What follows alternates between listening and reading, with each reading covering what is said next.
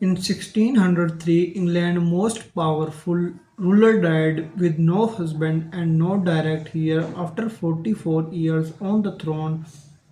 Despite sustained pressure to marry and repeated negotiations with potential suitors, this outcome reflected a consistent political position rather than indecision. Elizabeth I took power in November 1558, inheriting a country of roughly 3 to 4 million people and a political system that did not readily accept a woman ruling alone. Parliament made its expectation clearly early in her reign in 1559 and again in 1563 and 1566. It formally urged her to marry. The concern centered on succession. Without a husband, there would likely be no heir, and without an heir, the risk of instability increased. England had a recent experience with dynastic conflict, and the possibility of renewed internal disorder remained a serious consideration. Elizabeth addressed this concern directly in 1559, stating, I have already joined myself in marriage to a husband, namely the Kingdom of England. Several prominent proposals were considered during her reign. Philip II of Spain, one of the most powerful rulers in Europe and the former husband of her half sister Mary I, proposed early in her rule.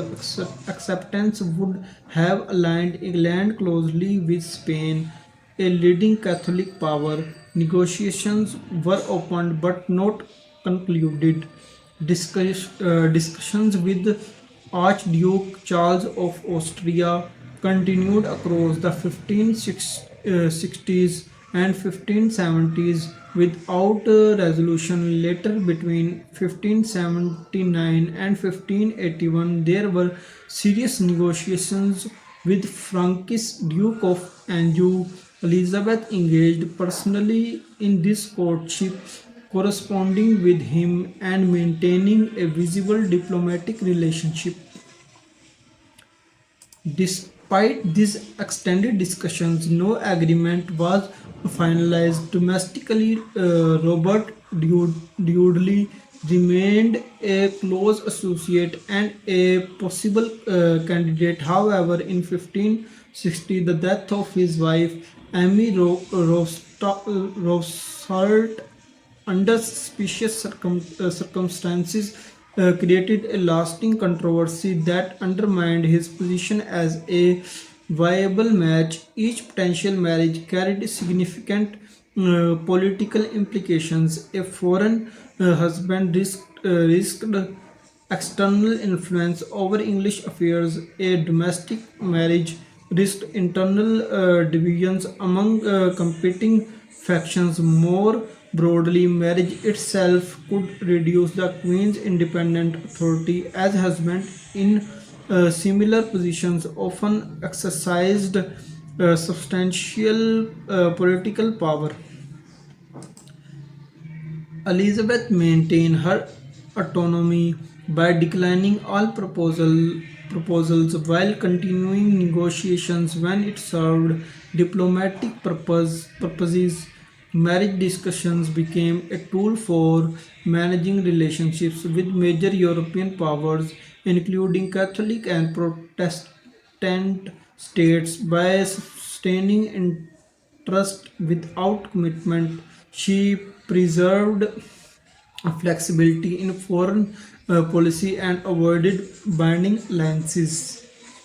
Historians such as John Guy and Alison Weir have noted that these negotiations often extended over many years without conclusion, indicating a deliberate and sustained approach. During this period, England experienced relative internal stability. In 1588, when the Spanish armada threatened invasion, Elizabeth addressed her force, stating, "Though I be a woman, yet I have the heart and stomach of a king." Her position at that moment reflected centralized authority without reliance on a royal consort or external alliance.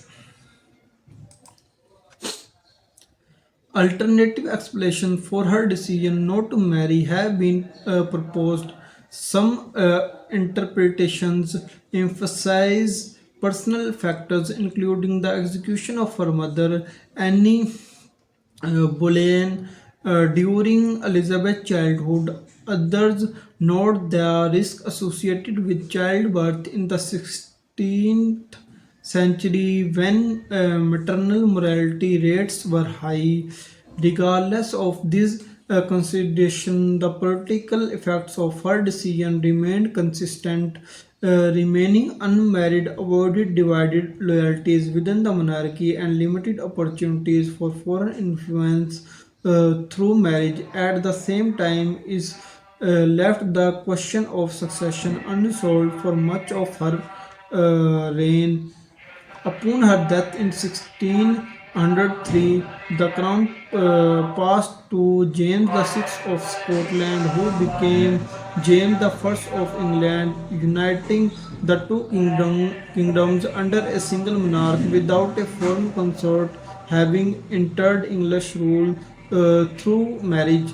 Throughout her reign, parliamentary pressure, diplomatic engagement, and strategic delay defined her approach. Marriage remained under consideration but was never concluded, allowing Elizabeth to retain full control over both domestic governance and foreign relations.